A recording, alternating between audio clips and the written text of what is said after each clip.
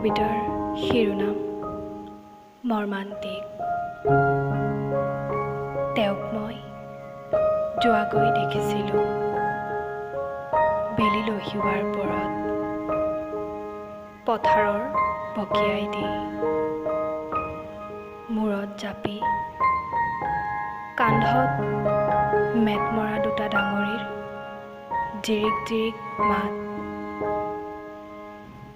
তেওঁৰ পিছে পিছে গ'লগৈ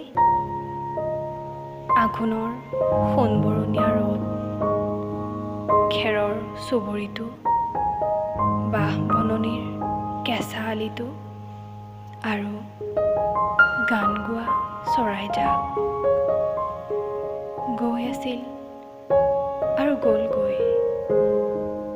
কোনে জানে তেওঁ আৰু এই জন্মত উভতি আহিবনে নাহে।